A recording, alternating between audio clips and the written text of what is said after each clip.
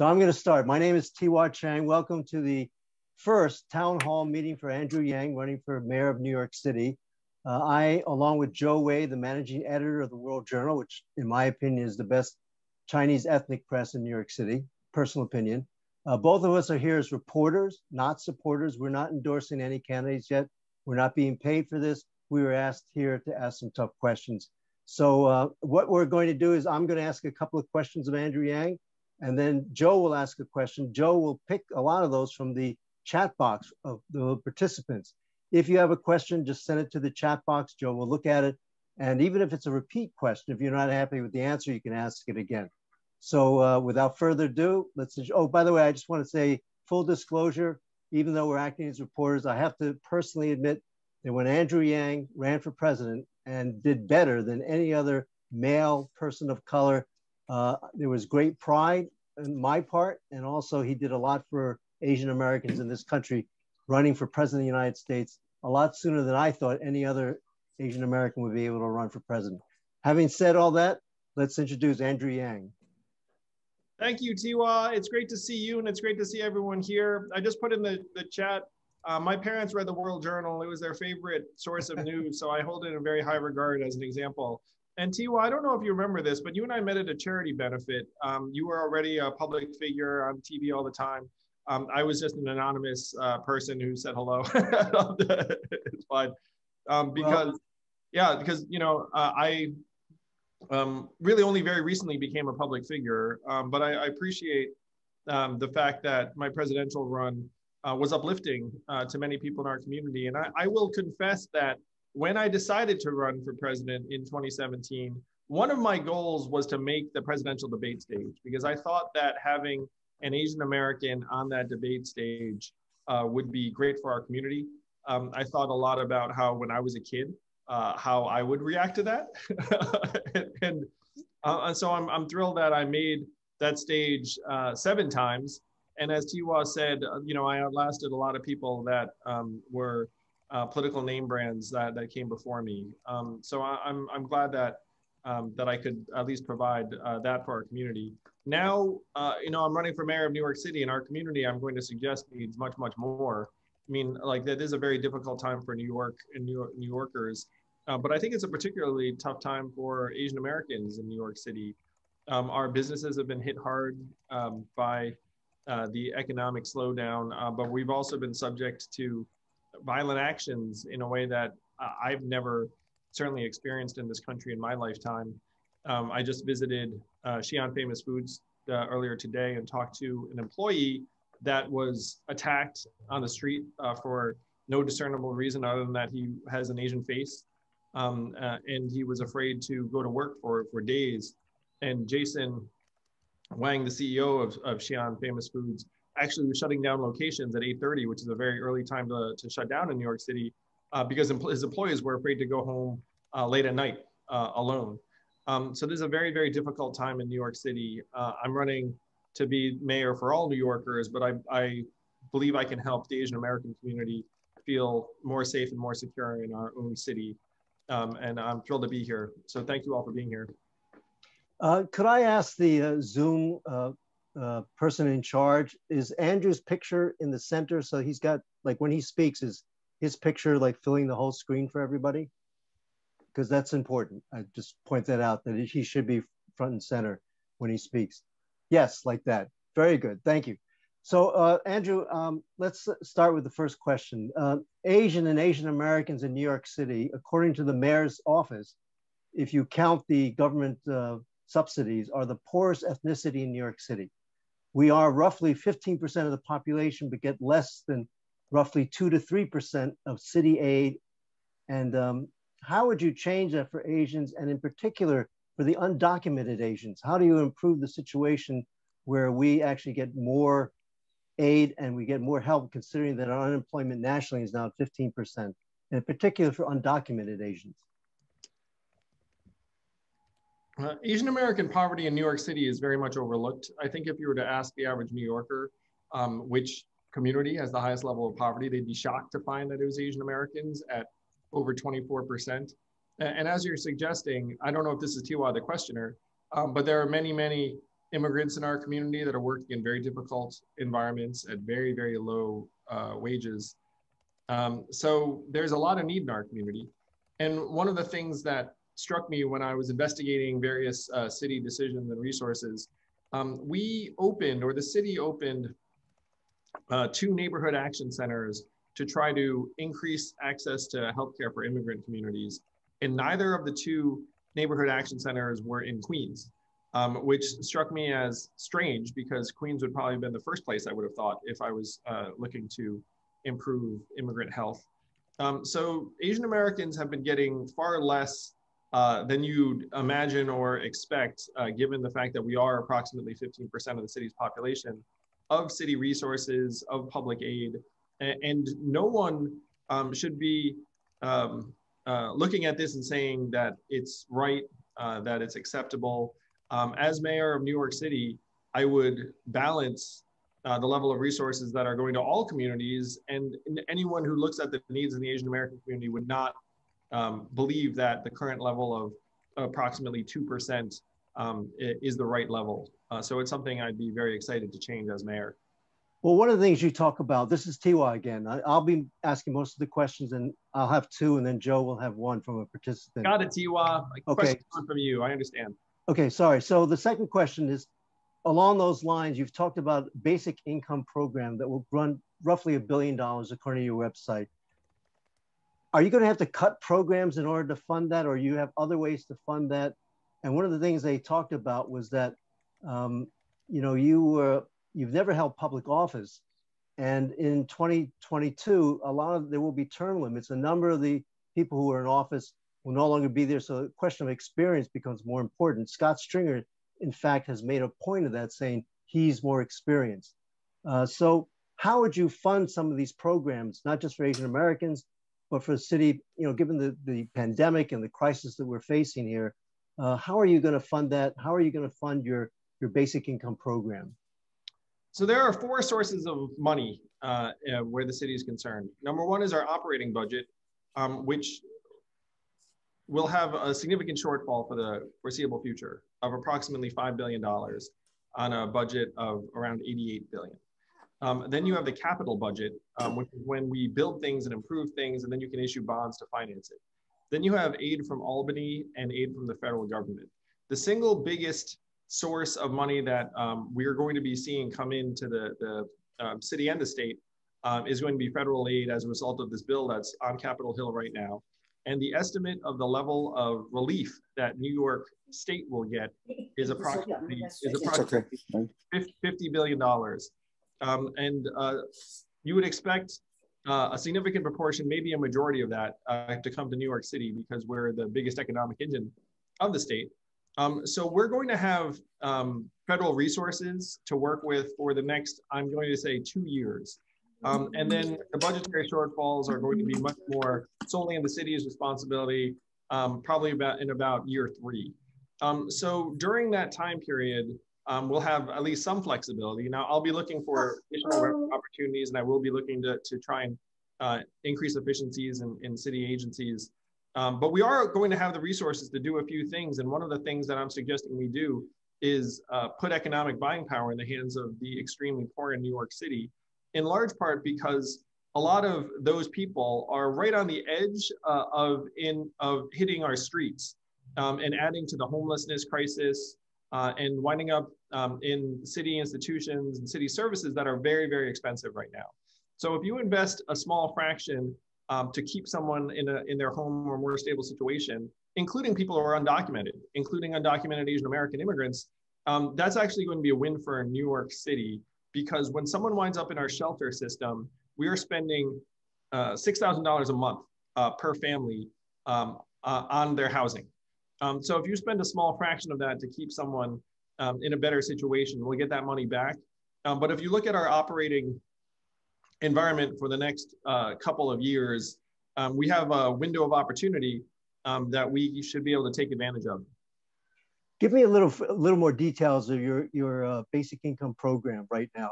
You had talked about $1,000 a month in your presidential campaign.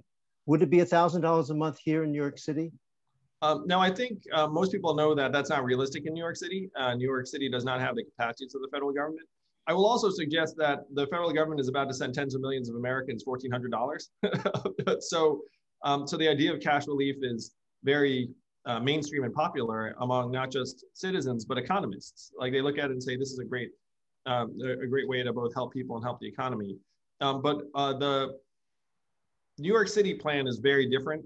It's going to be targeted cash relief for the 500,000 or so poorest New Yorkers. And the level of income they'll be getting is closer to about $200 a month, which doesn't sound like much, but it's significant when you are at that particular edge of poverty, where an extra $200 a month can be a difference maker in keeping you under a roof or from having food deprivation issues and other things.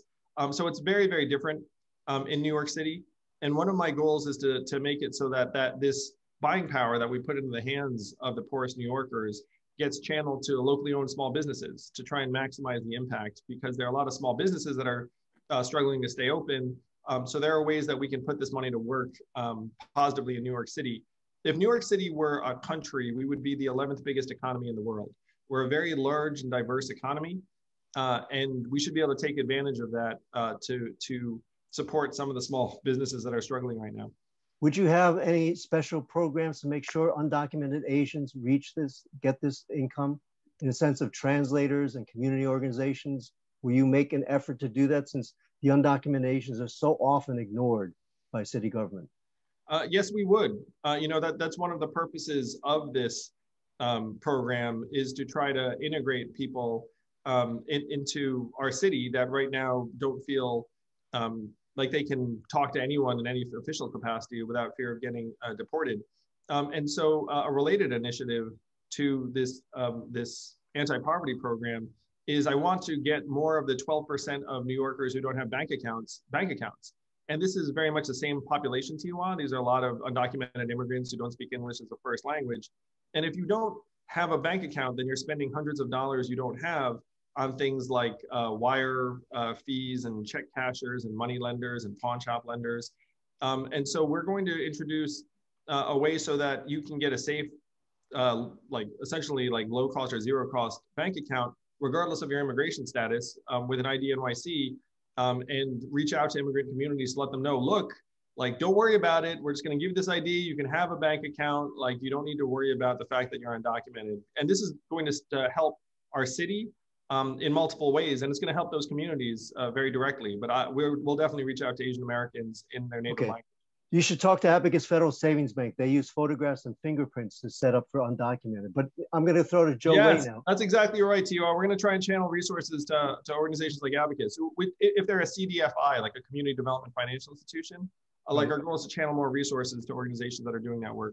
Okay, let me throw to Joe Way, and Joe Way, you throw back to me when you're done. Yes, okay, great. Thank you, Chiwa, and hi, Andrew. Joe Way from World Journal. My question is from one of the participants, is that related to the Asian crime, hate crime things. So before you address this particular problems, could you tell us, reader, because we understand that you are Chinese Americans, and we learn very little about your background, personal background, other than you living upstate and you receive very well education background, everything, and you're a successful entrepreneur. How do you relate to the ordinary Asian Americans or Chinese American in our community? They are really working hard and put the food on the table to raise the kids, try best to have the children have the best education as far as they can though. How do you relate to their everyday lives? And so particularly when the people who are being attacked, probably 2 or 3 days ago, there's a Chinese gentleman who was being attacked, stabbed to death on the street, in the street out of Brooklyn. And he's a bus driver. So how do you personally, as an Asian American, related to this particular situation right now? Then how do you address this? Thank you, Joe. This time is devastating and heartbreaking for every Asian American. And I've experienced racism in ways big and small growing up in this country ever since I can remember. And I'm going to suspect that that's true of every single Asian American who's grown up in this country. Now, the forms of racism I experienced growing up in New York tended to revolve more around like disdain or not belonging, or you're not really American, or invisibility, like those sorts of things. And that has morphed more recently into something more violent and dangerous and virulent, where instead of like a sense of contempt or mocking, which is like, you know, what many of us might have experienced in past years, now it's more of like you don't belong here, like and I'm going to do something about it, is like the feeling that you get more. It's a very different feeling, and I would suggest that this is something that every Asian American understands, because we can all feel it when we walk the streets. You know, like I walk the streets of New York just like anyone else, and like, you know, you have a very different sense and a different experience than you had even 18 months ago. You know, I'm the parent of two young Asian American boys, one of whom goes to public school and the other of whom goes to a special needs school. So I think that those experiences are things that we can all share. Growing up in upstate New York, I think my upbringing was fairly customary for someone who's first generation born in this country, who grew up in a suburb. You know, my first job was at a Chinese restaurant, the Imperial Wok. And I will confess that I was a busboy, not a waiter, because my written Chinese was too weak to translate orders to the kitchen staff. Because of that, like, they were like, well, you know, you can't tell the kitchen staff what to cook. So, you know, I guess we'll just have you interacting with customers in various ways. You know, we're a very diverse community. People have had very different experiences, but I think there are common experiences that unify us all. And I think that people who've grown up first generation in this country have all struggled with a sense of belonging and finding a place in this country. Certainly, I remember feeling that need to prove myself American since I can remember. Joe, go ahead? Go ahead. Joe, no, I just want to follow up. So how do you address? I mean, I know you're talking about this time is a little bit special difference from what previous we conceive as a bias. But right now, how do you address this particular under the pandemic situation? Well, so when I talked to, for example, this worker who was struck on the street, so now when he rides the subway, so for days he wouldn't go to work, and then he didn't ride the subway, but now he's back going to work. So now when he gets on the subway, what he said to me is he will avoid any subway car that does not have people in it, because he does not feel safe. That if he gets in a subway car that's empty, then he fears that if someone comes in, that that something very negative will occur. Right now, this is a terrible time for New Yorkers. We're down 700,000 jobs. A lot of people are increasingly desperate, and hurt people hurt other people. You know, like in a better time, if you have a violent or hateful impulse, then you restrain yourself, you don't act on it. Or even if you do have that impulse, there are dozens of other people around that also keep you from acting on it. But now, when those things are absent, then unfortunately more and more incidents are taking place, and people are expressing this xenophobia and hatred within them in ways that are devastating and painful, and sometimes very dangerous and violent. So there are a number of things that we need to do immediately, in my view. The first thing is we need to fully fund the Asian Hate Crimes Task Force, which right now is a volunteer force in the NYPD. I think anyone in our community would say, look, this is a real problem and you need to dedicate real resources to combating it. The second thing is that when there is an incident, it should be treated as a hate crime. There were clearly some incidents that I believe were hate crimes early in the pandemic that were not treated as such.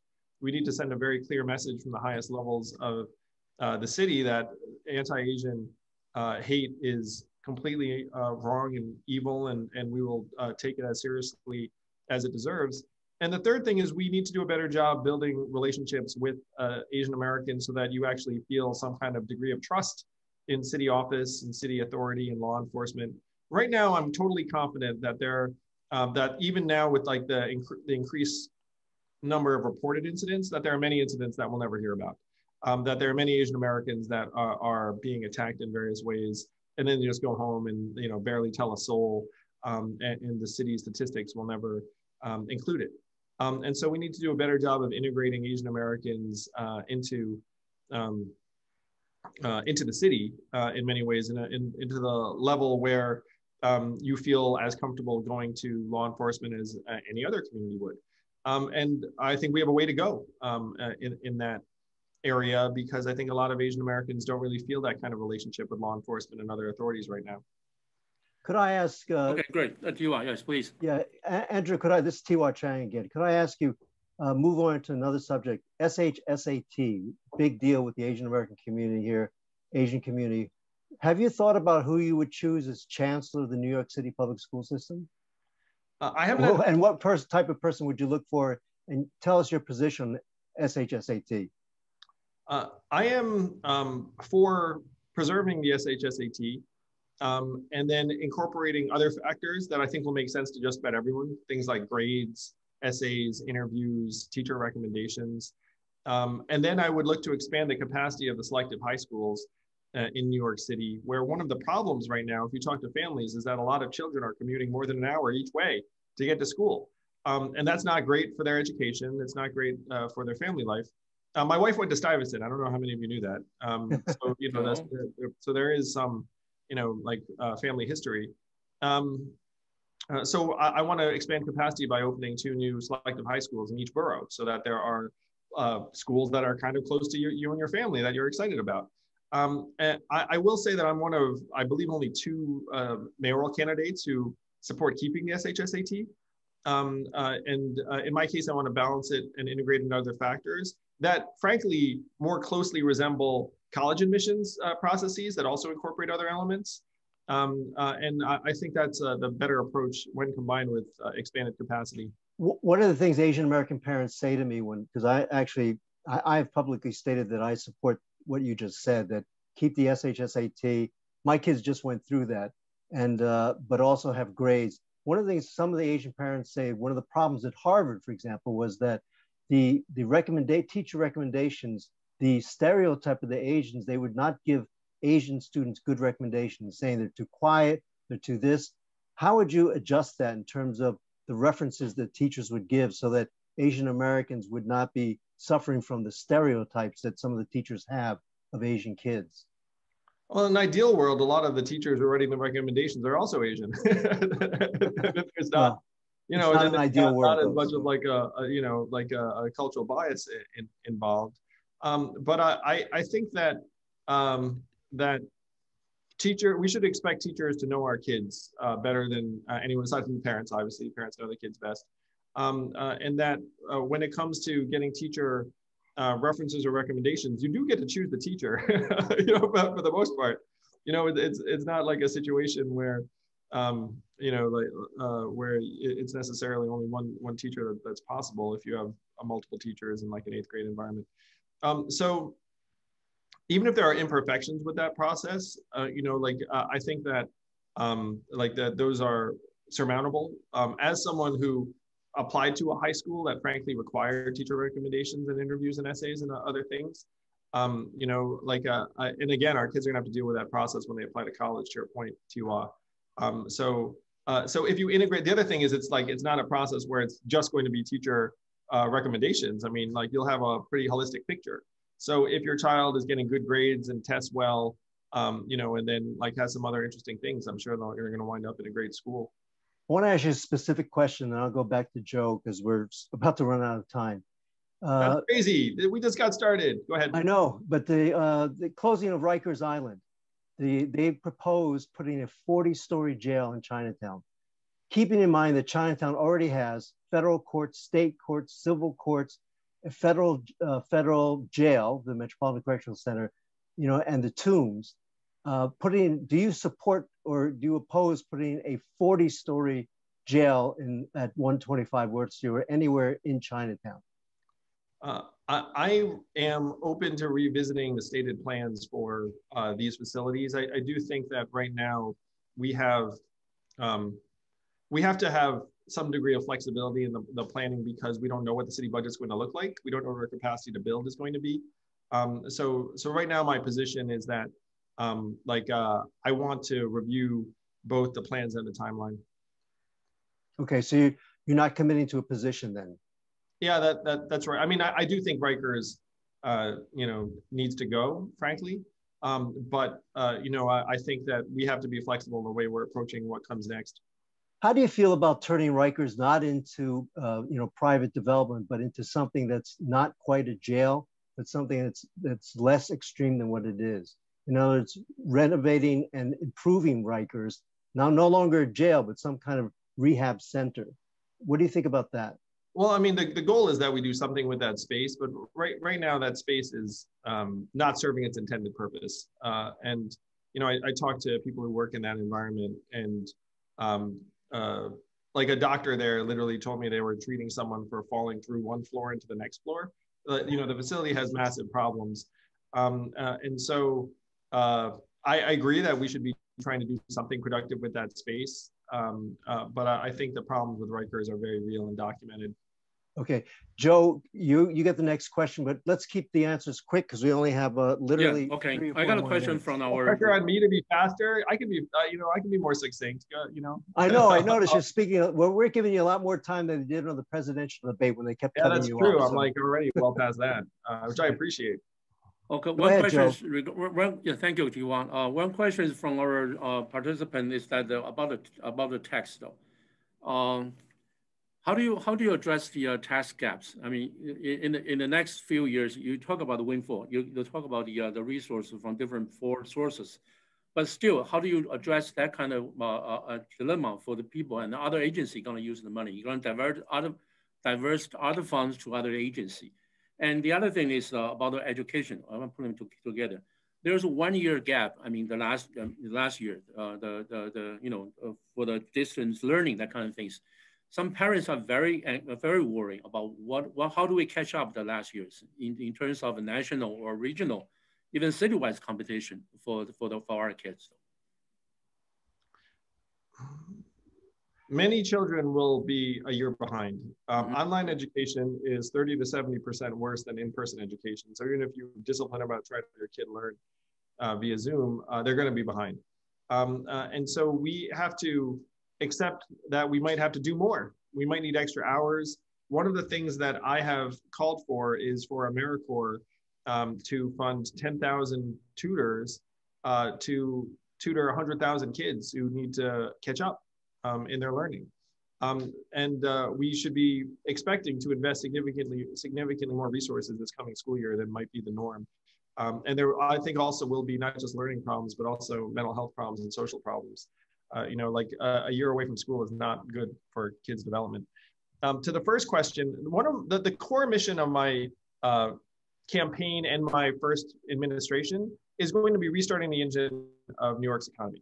When you talk about the folks and the different taxes and how we're going to spend the money, the engine of the economy is broken right now. You have 60 million missing tourists who used to support 300,000 jobs. You have 300,000 New Yorkers who have left the city, some of whom were very high tax earners. You have 82% of Midtown Manhattan vacant. And so you don't have commuters, you don't have tourists.